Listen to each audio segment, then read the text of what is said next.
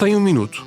Então aproveito para desafiar o cérebro. A secção de jogos do público foi renovada e está cheia de desafios que puxam pela lógica e pelo vocabulário. Experimente o novo jogo Sopa de Letras com sabor à atualidade. Um passatempo em que as palavras vêm diretamente das notícias do dia. Faça uma pausa inteligente em public.pt/jogos. Le pacifisme et tout ce qu'il repose, il est à l'ouest. Et les euromissiles, ils sont à l'est. We shall fight in the hills. We shall never surrender. Não estamos mais isolados. A solidariedade europeia não nos faltará. Diplomatas, um podcast de análise da atualidade internacional com Teresa de Sousa e Carlos Gaspar. Muito bom dia, este é mais um episódio do Diplomatas, um podcast do Público e do IPRI. O meu nome é António Saraiva Lima, acompanham-me no estúdio do Público em Lisboa a jornalista Teresa de Sousa e o investigador Carlos Gaspar. Estamos a gravar ao início da tarde de quarta-feira, dia 8 de outubro, e neste episódio vamos analisar a crise política em França, desencadeada pelo pedido de demissão do primeiro-ministro Sébastien Lecornu. Vamos ainda assinalar 2 anos envolvidos dos ataques do Hamas contra Israel no dia 7 de outubro de 2023 e os últimos desenvolvimentos das negociações indiretas entre Hamas e Israel que estão a decorrer no Cairo. Vamos também tentar perceber quem é Sanae Takaichi, a nova líder do Partido Liberal Democrático e futura primeira-ministra do Japão. E por fim teremos ainda tempo para responder a uma pergunta que nos foi enviada por um ouvinte do podcast sobre estratégias de política externa em Portugal. Começando então por França, na segunda-feira o primeiro-ministro apresentou ao presidente Emmanuel Macron a demissão do cargo, fê-lo um dia depois de ter anunciado a composição do governo francês e apenas 27 dias após a sua tomada de posse. Lecornu argumentou que não estavam reunidas as condições para governar, criticou a postura dos partidos políticos, dizendo que estão a agir como se tivessem todos uma maioria absoluta na Assembleia. Macron aceitou a renúncia, mas deu 48 horas ao primeiro-ministro para conduzir negociações finais em nome da estabilidade. O prazo termina esta quarta-feira ao final do dia, ou seja, já terá terminado quando este episódio sair. Várias vozes na oposição, incluindo a do antigo primeiro-ministro Édouard Philippe, pedem eleições antecipadas, não só legislativas, mas presidenciais. Mas o próprio Lecornu disse esta quarta-feira que existe vontade dos partidos para que o Orçamento de Estado seja aprovado até ao final do ano e que, nesse sentido, a hipótese de dissolução da Assembleia fica mais remota. Eu perguntava ao Carlos o que é que não está a funcionar na política francesa para andarmos a saltar de crise política em crise política. É uma crise constitucional. É a primeira vez que o Presidente da República, o Presidente da Quinta República, não consegue formar um governo estável sucessivamente, não consegue formar um governo estável. Isso tem a ver essencialmente com a fragmentação do sistema partidário que se iniciou em 2017, quando passamos de um regime bipolarizado entre a esquerda e a direita para um sistema tripolar, em que a Frente Nacional é o principal partido à direita, há uma frente de esquerda e depois um grande bloco central. Bloco central, e é assim que Macron, e na política francesa se chama aquela coligação heterogénea que vai desde os republicanos, gaullistas, nas suas várias correntes, até ao macronismo nas suas várias correntes e, eventualmente, uma franja dos socialistas. O sistema tripolar não funciona. Em todo o caso, não funciona no regime constitucional da Quinta República, que é um regime presidencialista, não é mais do que semi-presidencialista, é um regime presidencialista criado em 1958 pelo general de Gaulle para pôr fim, justamente, ao regime de partidos, para responder à fragmentação partidária que paralisava as instituições do Estado na Quarta República. A fragmentação voltou, a Quinta República está igual à Quarta República, com uma complicação adicional que é ter 2 eleições políticas. A eleição do Presidente da República, a eleição direta do Presidente da República e a eleição direta da Assembleia Nacional. As elites políticas estão divididas entre pedir a eleição antecipada do Presidente da República.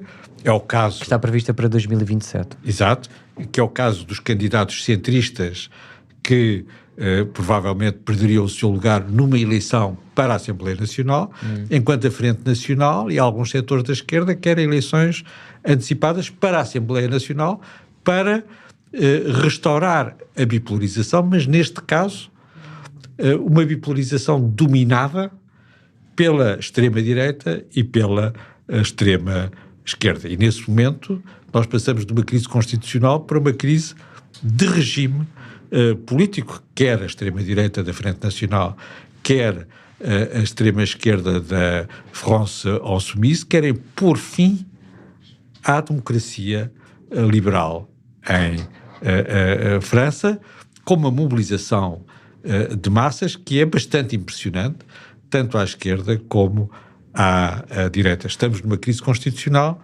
estamos à beira de uma crise de regime. Uma crise de regime significa a paralisia da União Europeia e, portanto, tem também a ver connosco, com todos os Estados-membros da União Europeia.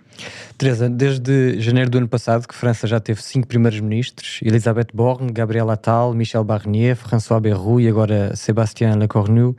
Nós podemos, obviamente, sacar responsabilidades aos partidos por a sua suposta irredutibilidade, como diz o primeiro-ministro, mas eu gostava de lhe perguntar, porque sei que a Teresa tem feito uma avaliação relativamente positiva da presidência de Macron, em que é que o presidente francês falhou ou está a falhar?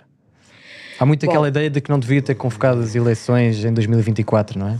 Sim, há muito essa ideia, mas isso é um fator, digamos assim, conjuntural. Ele reagiu convocando eleições para responder, é bom recordar, à vitória da União Nacional de Marine Le Pen nas europeias. Não foi uma coisa que lhe tivesse passado pela cabeça sem uma justificação forte. E, naturalmente, as coisas correram-lhe mal. Mas o problema de Macron é um pouco... tem dois problemas, e são os dois bastante mais profundos do que esta guerrilha que hoje se trava na política francesa, e que é ela própria muito motivada pela forma como cada ator político se quer posicionar para as eleições de 2027, quando Macron já não pode ser reeleito. A primeira razão é que Macron foi o responsável por uma recomposição, o Carlos já falou nisso, do espectro político da França. Até Macron, desde De Gaulle, a França funcionou num regime de maiorias. Havia dois grandes blocos, esquerda e direita, liderados pelos gaullistas e pelo Partido Socialista.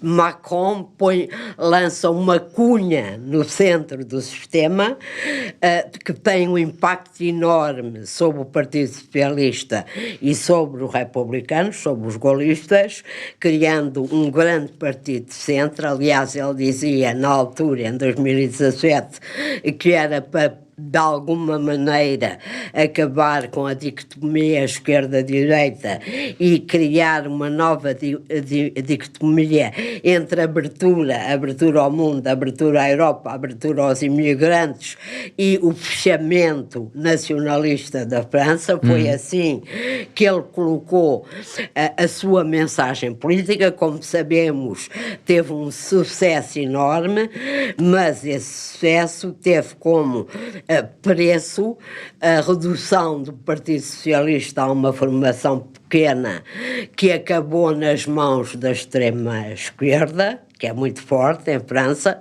ao contrário do que acontece na maioria dos países europeus, e os republicanos também ficaram extremamente reduzidos, falharam em várias eleições presidenciais por razões horríveis de corrupção e outras, e abriram espaço, ficaram pressionados à sua direita por Marine Le Pen. E esta recomposição criou obrigou a que o centro macroniano conseguisse manter as maiorias absolutas, coisa que não conseguiu, e chegou a esta situação. A Quinta República era uma república de maiorias absolutas, maioritária, não era como a maioria das democracias europeias, consensual. A outra razão profunda, que aliás está na base das discussões a que estamos a assistir, são razões de natureza económica e social. Macron introduziu um conjunto de reformas profundas da economia e da sociedade francesa. A França tem um dos estados sociais mais generosos da Europa. Ao contrário de outros países, ao contrário do que os intelectuais franceses avisavam, Pierre Rosanvallon, Pierre Rosanvallon, em 1988 ou 89, escreveu um livro célebre a dizer que o Estado Social, o Estado de Providência, como tinha sido construído depois da Segunda Guerra, estava a chegar ao fim. Macron quis resolver esse problema. Eu dou só um exemplo que permite às pessoas perceber tudo. Em volta desta discussão de governo está a idade da reforma. Exato. A França é um dos países com uma esperança de vida maior. Macron passou de 62 para 64 anos para a reforma, muito abaixo da maioria dos países europeus. Agora, a esquerda toda, e mesmo Le Pen, querem voltar aos 62 e dizem que não saem daqui. Agora deixem-me dizer uma coisa. Quando foi criado o sistema de pensões em França, havia 4 a 5 trabalhadores por cada pensionista. Certo. Hoje há 1 a 2 trabalhadores no ativo por cada pensionista. Qualquer pessoa percebe que isto não é sustentável, mete-se pelos olhos dentro. Nem em França, nem em parte nenhuma, nem em Portugal, nem na Alemanha, nem na Suécia, nem na Dinamarca. Ora bem, a esquerda francesa e a própria Marine Le Pen, que além do discurso nacionalista anti-imigrante, tem hoje um discurso fortemente social, como se o custo de vida, as pensões, porque sabe que isso lhe rende votos e que os franceses gostam. Ora bem, é isto, por exemplo, que está no centro desta disputa impressionante. A esquerda diz reforma nos 62 e impostos sobre as grandes fortunas, outra coisa que Macron acabou e que a esquerda não gostou nada. A direita diz reforma, a direita golista, reforma aos 64 e não há impostos sobre os ricos, e estamos nesta controvérsia permanente, neste confronto permanente que, como eu digo, vai para além da própria sistema político francês. A França é uma grande economia, tem resistido bem. Macron fez uma coisa extraordinária, era o país que mais investimento estrangeiro atraía na Europa, ultrapassando o Reino Unido, embora haja a questão do Brexit, claro, mas ultrapassou o Reino Unido, que era o maior, atraía mais investimento em todos os países da Europa. E a França consegue resistir, mas não pode resistir nem com esta polarização política, nem com um déficit de 6% das contas públicas e uma dívida que ultrapassou a italiana e que está completamente descontrolada. O que é que queria Bayrou? Bayrou queria pôr as contas na ordem, aliás, com um discurso muito interessante, um dos últimos que ele fez, a dizer: quando eu acabar este discurso, que durou 5 minutos, a dívida francesa aumentou, eu agora não me lembro do número, não sei quantos milhões de euros. É isto tudo que está em causa. Só acrescentando ao que disse o Carlos, isto para a Europa é um desastre. Bruxelas está preocupadíssima, a Alemanha está preocupadíssima, evidentemente não vai haver um problema financeiro em França, mas as taxas de juro da dívida estão acima das italianas, coisa única e nunca vista. Estão acima da Grécia. Da Grécia, o spread entre os juros da dívida francesa e alemã, que é a referência, aumentaram, os mercados começam a reagir e, claro, o Banco Central Europeu e Bruxelas preocupam-se porque há uma coisa que é o euro que tem de manter naturalmente alguma estabilidade. Só para acabar, Macron faz uma falta enorme à política europeia, é o homem da visão, consegue ver longe, é o homem que organizou com o Starmer a coligação de vontades no apoio à Ucrânia, é o homem que antecipou os problemas da NATO, é o homem que, apesar de tudo, sabe que tem de investir na defesa, na França e na Europa, porque sabe que aquela velha ideia da autonomia estratégica que todos nós criticamos numa determinada altura, quando estava lá o Biden, por exemplo, ou outra, a relação transatlântica funcionava perfeitamente, que hoje é uma necessidade que toda a gente aceita. Mas vale a pena sublinhar que uma ruptura financeira da França é o fim do euro. Claro, por isso é que não vai acontecer, digamos assim. Muito bem. Acho eu. Não sei. Fica para o próximo episódio. Vamos passar agora ao nosso segundo tema. Na terça-feira cumpriu-se o segundo aniversário dos ataques de 7 de outubro, quando combatentes do Hamas invadiram o território israelita, mataram mais de 1.200 pessoas, sequestraram 251, num dos maiores massacres das últimas décadas contra os judeus e que resultou de uma enorme falha de segurança do Estado de Israel. 2 anos depois, o trauma na sociedade israelita e nas comunidades judaicas espalhadas pelo mundo é enorme. Ainda estão 46 reféns na faixa de Gaza, dos quais se acredita que apenas 20 estejam vivos. A guerra que foi lançada por Israel contra o Hamas no território palestiniano também dura desde esse dia 7 de outubro de 2023. Já morreram mais de 67 mil pessoas, há centenas de milhares de refugiados, uma crise humanitária sem fim à vista. A violência dos colonos também aumentou na Cisjordânia e o governo de Benjamin Netanyahu, que está numa posição de cada vez maior isolamento internacional, lançou também nestes últimos 2 anos uma série de operações militares contra os seus vizinhos, o Irão, o Líbano, a Síria, o Iémen e mais recentemente o Qatar. Carlos, eu pergunto-lhe se à luz destes desenvolvimentos e até do estado atual do conflito no terreno, se sentiu que este 7 de outubro de 2025 foi de alguma forma diferente do 7 de outubro de 2024. Com certeza há um pessimismo,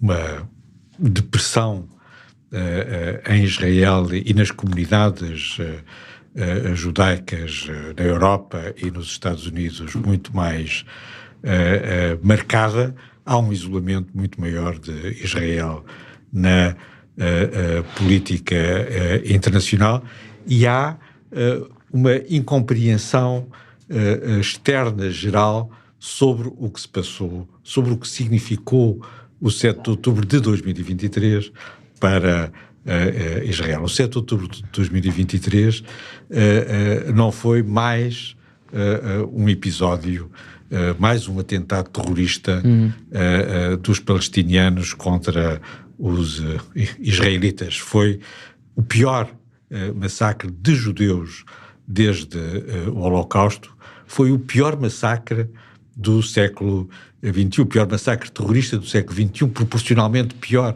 do que o 11 de setembro de 2001. Nova Iorque tem mais habitantes do que tem Israel inteiro. E os massacres marcaram uma ruptura estratégica em Israel. Criou-se um consenso interno contra os dois Estados, e vai ser muito difícil reconstruir o velho consenso que admitia a possibilidade de um Estado palestiniano dentro da comunidade política israelita. Acentuou-se a visão nacionalista que faz a fusão entre a religião judaica e a nacionalidade israelita, o que cria tensões, designadamente com a diáspora fora de Israel, aumentou de uma maneira muito significativa o antissemitismo e os atentados contra judeus nas democracias europeias, em Inglaterra, em França. O antissemitismo está a subir outra vez na Alemanha, do lado da direita, da extrema direita, tal como em Espanha ou em Portugal ou em França, aumenta do lado da extrema direita. Isso conjuga-se para um pessimismo, para criar um pessimismo em Israel, e não apenas em Israel, no conjunto das comunidades judaicas, que não tem comparação nenhuma com 2024. Um pessimismo paradoxal, certo, neste sentido em que Israel conseguiu derrotar o Irão e os seus proxies pelas armas, mas não conseguiu politicamente reconstituir a sua comunidade política e reconstituir uma estratégia que lhe permita resolver a maneira como vai lidar com a questão palestiniana. Teresa, há aqui, obviamente, uma dimensão deste trauma do 7 de outubro para os israelitas está, claro, muito ligada aos reféns, mas nós temos ouvido organizações de familiares destas pessoas que foram sequestradas queixarem-se de que o governo israelita não se importa com o seu destino e acusarem Netanyahu de raramente se reunir com eles. Há inclusivamente ministros do Executivo, nomeadamente na extrema-direita, que dizem publicamente que o regresso dos reféns não é o mais importante, que a prioridade é a luta contra o Hamas e o controle militar do enclave. Eu li um dos textos que a Maria João Guimarães, nossa jornalista aqui no Público, escreveu no destaque que o jornal deu ao 7 de outubro, na edição de terça-feira, e ela citava aqui duas sondagens do Israel Democracy Institute. Uma dizia que 66% dos israelitas quer que a guerra acabe e a razão principal é quererem a libertação dos reféns, e outra dizia que 65% acham que ter os reféns de volta é mais importante do que derrotar o Hamas. O que eu lhe perguntava é se este governo israelita tem dado aos reféns e aos seus familiares a dignidade e o conforto que eles merecem pelo que sofreram no 7 de outubro e depois disso. Claro que não, e a prova é essa sondagem, embora o destaque do Público fosse mais sobre Gaza e menos sobre os 10 anos de guerra, sobre o 7 de outubro, faltou, digamos, o impacto do 7 de outubro na sociedade israelita, no Médio Oriente e no mundo, sobretudo na Europa, que o Carlos acaba de descrever. A questão dos reféns foi sempre e continua a ser, mesmo quando estão negociações em marcha no Egito, agora mais do que nunca, a única coisa que o Hamas tem para julgar, não tem mais nada, perdeu toda a sua força. Netanyahu, como o Carlos disse, viu uma oportunidade com o 7 de outubro e com as suas consequências, com a guerra em Gaza, de fazer muito mais do que derrotar o Hamas. Viu uma possibilidade de reconfigurar o Médio Oriente, coisa que aconteceu com a ajuda dos Estados Unidos, naturalmente, e, portanto, com esta estratégia de reconfiguração do Médio Oriente, com esta estratégia de acabar com qualquer veleidade de um Estado palestiniano, pelo menos no futuro que nós conseguimos encarar a partir desta altura, os reféns eram naturalmente uma segunda prioridade. Ele conhece perfeitamente, sabe perfeitamente a pressão interna para a libertação dos reféns e a dor profunda que os israelitas sentem com o que aconteceu aos reféns, não só no 7 de outubro, mas nesta tragédia prolongada da sua captura pelo Hamas ao longo destes 2 anos, e evidentemente sentem profundamente, como dizem as sondagens, que o governo Netanyahu não teve isso como prioridade. E isso é naturalmente uma fragilidade de Netanyahu, mesmo que com este plano de paz que Trump impôs a Netanyahu, convém nunca esquecer desse pequeno pormenor. Se os reféns forem libertados amanhã ou depois, Netanyahu pode, digamos, ganhar alguns pontos, porque diz: eu derrotei o Hamas e recuperei os reféns. Só se esquece que vai recuperar 20 pessoas vivas, supõe-se, e 28 cadáveres, o que não é propriamente um grande cartão de visitas para dizer que se preocupou verdadeiramente com os reféns. Nas manifestações da Praça dos Reféns em Israel, ontem e anteontem, agradecia-se a Trump, não se agradecia ao governo israelita. Agora, eu só recordava, para terminar, o 7 de outubro mudou Israel, mudou o Médio Oriente e mudou a Europa. Isso não tínhamos qualquer dúvida, e pôs novos problemas à Europa em relação às comunidades judaicas e em relação à sua forma de olhar para o mundo, ao seu papel no Médio Oriente, etc. Mas o chanceler Merz, que normalmente fala com grande franqueza, e às vezes isso até motiva algumas críticas que se são feitas, disse sobre a capacidade de Israel de destruir o programa nuclear iraniano e enfraquecer claramente o regime dos ayatollahs, de contribuir para a mudança do regime sírio, para ajudar o Líbano a libertar-se do Hezbollah, para, digamos, reduzir a capacidade, aí Trump contribuiu muito, a reduzir a capacidade de ataque de mísseis dos Houthis do Iémen. Merz disse: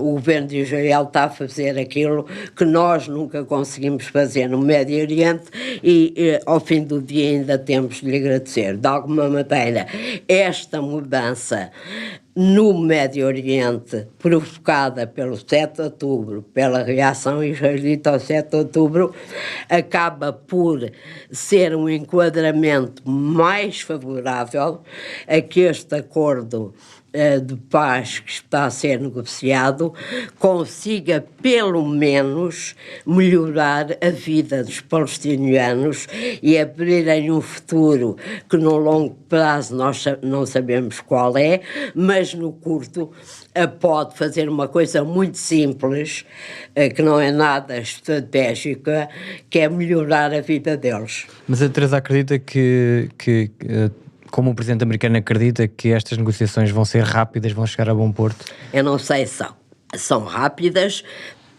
Todas as análises que eu li de grandes especialistas do Médio Oriente, nomeadamente americanos, dizem-me que elas têm pés para andar. O Hamas está super enfraquecido, a pressão sobre o Hamas do regime dos árabes é tremenda. Os regimes árabes adorariam tanto como Israel ver-se livre do Hamas. A possibilidade de organizar qualquer coisa que melhore a vida dos palestinianos de Gaza é positiva, e eles também estão fartos da guerra, não é só nós aqui do nosso sofá, ou os israelitas em Tel Aviv que estão fartos da guerra. Eles são mais do que todos fartos da guerra. Portanto, há aqui um conjunto de elementos que podem ser favoráveis, dizem os melhores analistas disto, não digo eu, com um problema. O que se passa à Cisjordânia? Há um problema muito grande aqui, porque a Cisjordânia seria o fulcro de um eventual Estado palestiniano. A política do governo de Netanyahu e da sua facção extremista é de aumentar os colonatos e de fazendo da Cisjordânia uma manta de retalhos e aumentar a presença militar de Israel na Cisjordânia. O plano de paz de Trump não contempla a questão da Cisjordânia, não contempla no sentido de dizer o que é que vai, quer dizer, fala que é preciso eleições, que a autoridade palestiniana tem de se renovar e perder tem uma posição algumas... de princípio sobre Sim, não anexação exatamente, da Cisjordânia? Não anexação da Cisjordânia, como não anexação do Gaza também, sim, exatamente. Isso é perfeitamente claro, mas olhando para a Cisjordânia, para um governo que é corrupto, para eleições que não há, para a radicalização dos palestinianos da Cisjordânia por causa do que aconteceu em Gaza, não se vê ali um plano tão efetivo como aquele que, por exemplo, existe para Gaza. Tinha de ser um plano diferente, naturalmente. A Cisjordânia é governada pela autoridade palestiniana, mas tinha de haver ali qualquer coisa que desse aos palestinianos da Cisjordânia. Olha, por exemplo, como fez Ariel Sharon em 2005, retirar metade dos colonatos da Cisjordânia. Se Ariel Sharon fez isso, porque é que agora não pode ser feito? É preciso dar também uma perspectiva de futuro àquela gente que vive ali, na Cisjordânia e na faixa de Gaza. Como nós sabemos, os extremistas do governo de Netanyahu, para eles a Judeia e a Samaria, que é a Cisjordânia, são parte integrante do Estado de Israel. Portanto, há aqui ainda este problema interno a Israel que tem de ser resolvido. Como é que se resolve? Israel é uma democracia, vai haver eleições, vamos ver o que é que dá. Mas também precisa de aliados. A Teresa disse o essencial, mas é importante compreender que os Estados Unidos, o Presidente Trump travou a lógica da anexação em Gaza e na Cisjordânia, e pôde fazer isso porque as elites israelitas já perceberam que o Presidente Donald Trump é o último presidente dos Estados Unidos que vai ser aliado de Israel. Exatamente. Muito bem, do Médio Oriente viajamos rapidamente até ao Extremo Oriente. O Partido Liberal Democrático, força dominante do pós-guerra no Japão, escolheu Sakai Takaichi para sua líder. Se tudo correr como se espera, vai ser nomeada primeira-ministra pelo Parlamento na próxima semana. Será a primeira mulher a liderar um governo no Japão. Takaichi faz parte da ala nacionalista do LDP, é discípula do antigo primeiro-ministro Shinzo Abe e diz que tem em Margaret Thatcher uma inspiração. Eu perguntava ao Carlos que caminho é que o Japão pretende seguir com a escolha desta dirigente por parte do LDP. Ela quer ser a dama de ferro japonesa. O modelo político assumido da futura primeira-ministra japonesa é Margaret Thatcher, e há algumas afinidades entre as duas senhoras. É raro, tanto em Inglaterra como no Japão, aparecer um dirigente político de primeira linha que não pertence às grandes famílias das elites, e é o caso tanto de Margaret Thatcher como da futura primeira-ministra Takaichi. Ela é um falcão, não sei como se diz, um falcão. Uma falcoa. Não sei se devo dizer, mas enfim, assume-se designadamente nas relações com a China, é com a Coreia do Sul também, não é? É uma defensora do reforço da aliança com os Estados Unidos. Em ambos os casos, estas posições duras também evocam o seu modelo thatcheriano. Ela quer preparar o Japão para uma fase de confrontação prolongada com a China. Ela foi nomeada pelo primeiro-ministro Abe, o homem que reinventou o Japão, perante a emergência da China como a principal potência asiática, ela foi ministra da Segurança Económica. Exatamente. No Japão, a primeira ministra da Segurança Económica, que é obviamente a questão essencial nas relações económicas entre Tóquio e Pequim. É importante sublinhar, na minha opinião, que há uma evolução paralela do Japão e da Alemanha de realinhamento com os Estados Unidos. Os dois principais aliados dos Estados Unidos durante a Guerra Fria reconhecem que há uma nova Guerra Fria. A fórmula do Merz, do chanceler Merz, é não estamos em guerra, mas já não estamos em paz, nem em paz, nem em guerra. É uma definição possível da Guerra Fria, da antiga e da nova, e esse alinhamento são os dois pilares, os dois principais aliados dos Estados Unidos durante a Guerra Fria. Tem uma estratégia convergente de realinhamento com os Estados Unidos que vai condicionar a política internacional dos próximos anos. Muito bem, vamos fechar o episódio com um e-mail de um ouvinte do podcast que recebemos esta semana e que agradecemos muito. Então, o ouvinte Nuno Augusto quer saber mais sobre o conceito de multilateralismo bilateralizado que consta do programa de governo português, sobre a sua abordagem para a política externa. Carlos, o que é que nos pode dizer sobre este conceito? Em primeiro lugar, que é um atentado à língua portuguesa, mas marca uma mudança que vale a pena sublinhar. Nós estamos no fim de um ciclo na diplomacia portuguesa, não só da diplomacia portuguesa, mas da diplomacia portuguesa, em que nos últimos 30 ou 40 anos a dimensão multilateral prevaleceu sobre a dimensão bilateral. A posição de Portugal na União Europeia, a posição de Portugal na Aliança Atlântica, a posição de Portugal na CPLP, a posição de Portugal nas Nações Unidas prevalece na definição das grandes prioridades internacionais de Portugal sobre as relações bilaterais, as relações tradicionais de aliança com os Estados Unidos, com a Grã-Bretanha, com outros países. Esse ciclo terminou e isso significa que as relações bilaterais vão tender a voltar a ser, como no passado, as mais importantes. Mas os quadros multilaterais continuam a ser indispensáveis para enquadrar a posição internacional de Portugal. E, nesse sentido, a interpretação que se pode fazer dessa fórmula horrenda é que, mesmo no quadro das instituições multilaterais,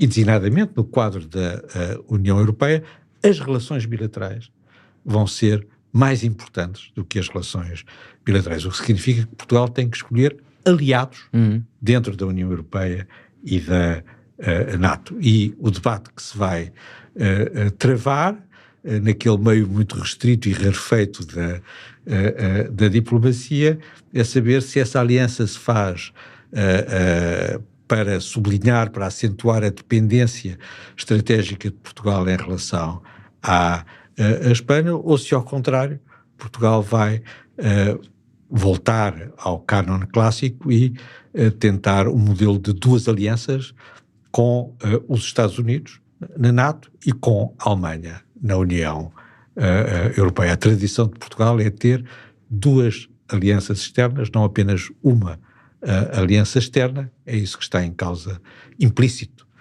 nessa fórmula. Não sei quem é que a escreveu, devia ser multado, mas isso fica por outra altura. Muito bem, meus caros, chegamos ao fim do nosso tempo. Muito obrigado pela vossa análise, pela vossa companhia, e um agradecimento especial também sempre a quem nos ouve. Subscrevam o podcast Diplomatas e, se quiserem enviar perguntas para a Teresa e para o Carlos responderem, como fizeram neste programa, podem fazê-lo. Enviem um e-mail para antonio.lima@publico.pt ou para podcasts@publico.pt. Quanto a nós, voltamos para a semana, como sempre, com mais um episódio. Até lá. O podcast Diplomatas é uma parceria Público-IPRI, Instituto Português de Relações Internacionais. Para não perder os novos episódios, subscreva este podcast do Público na sua aplicação preferida. Para além deste programa, há mais para descobrir em publico.pt/podcasts. O Público fica no ouvido.